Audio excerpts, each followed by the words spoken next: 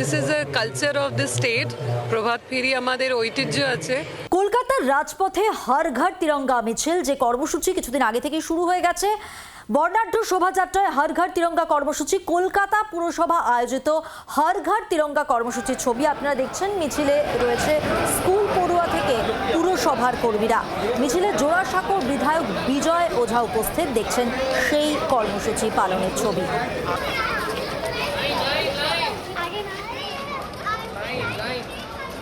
কলকাতা পুরসভার উদ্যোগে হর ঘর তিরঙ্গা যাত্রা শুরু হলো। প্রভাত ফেরি বাঙালিদের ঐতিহ্য। এভাবে এই মুহূর্তে বন্দে মাতরম ধ্বনির মাধ্যমে কলকাতা পৌরসভার প্রধান প্রশাসক স্মিতা পান্ডে এবং তার সঙ্গে বিধায়ক তথা কাউন্সিলর আমরা দেখতে পাচ্ছি এই মুহূর্তে সবাই সামিল হয়েছেন তিরঙ্গা শোভাযাত্রায়।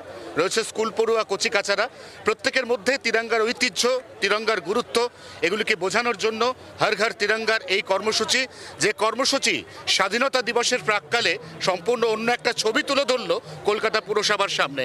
এই শোভাযাত্রা ডোরিনা ক্রসিং থেকে জওহরলাল নেহেরু রোড হয়ে লিন্স স্ট্রিট ঘুরে আবার চলে আসবে এই কলকাতা পুরসভায়। জি 24 ঘন্টার জন্য ক্যামেরায় নবীনের সঙ্গে অয়ন, কলকাতা।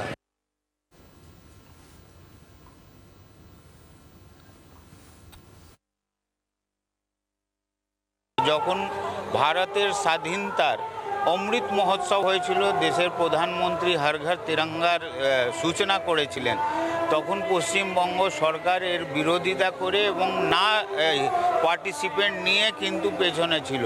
এই 2026-এ পাবলিকের ম্যান্ডেটে জাতীয়তা বোধের রেখে রাষ্ট্রবাদী সরকার আসার পর আমাদের মুখ্যমন্ত্রী শুভেন্দু অধিকারীজি আমাদের বিধানসভায় বললেন যে আমরা হর ঘর তিরঙ্গাতে সামিল হচ্ছি। তা আজকে দেখুন সব জায়গা গলি মহল্লা হর ঘর তিরঙ্গা আছে।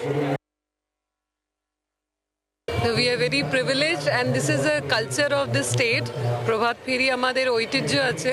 তো আজকে প্রভাত ফেরি মাধ্যমে আমরা যে হর ঘর তিরঙ্গা প্রচার করছি, তো আমার মনে হয় it will give a good feel to everyone. We are very proud to be an independent country. So come join us for the rally. বাংলার আওয়াজ, বাঙালির আবেগ, জি 24 ঘন্টা।